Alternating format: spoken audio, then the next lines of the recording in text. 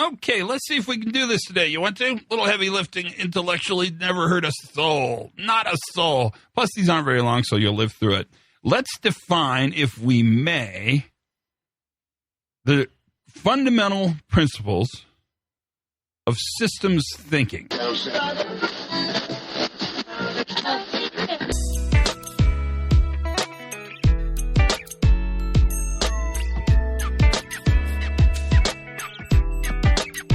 Hey, everybody, Todd Conklin, Pre-Accident Investigation Podcast. This is the safety moment for today.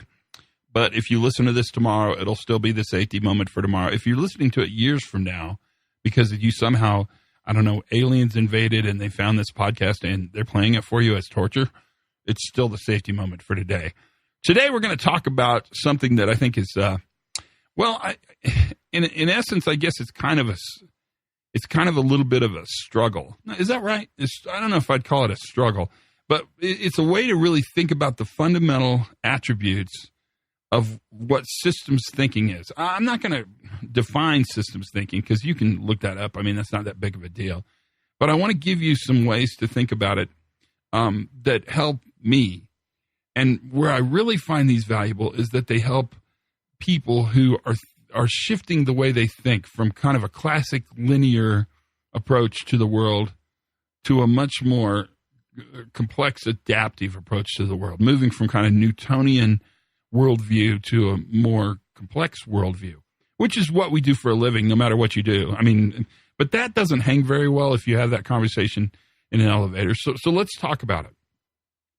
What systems thinking does is it looks at the relationships between and among the individual parts of your system. Whereas more linear thinking looks at those individual parts.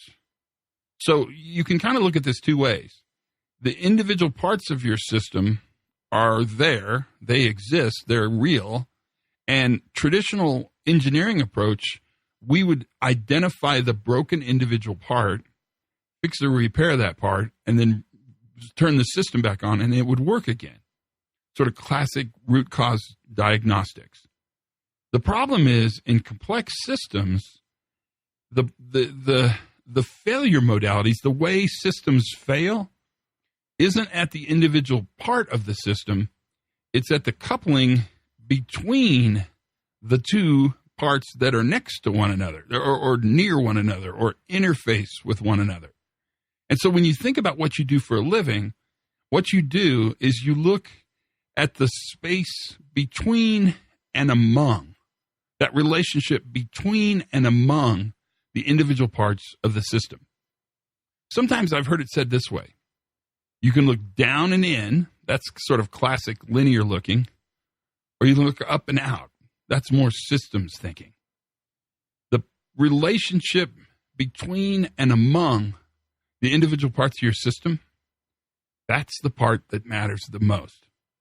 That's the safety moment for today. Learn something new every single day. Have as much fun as you possibly can squeeze into a small recyclable bag. And for goodness sakes, you guys, be safe. I'll miss you.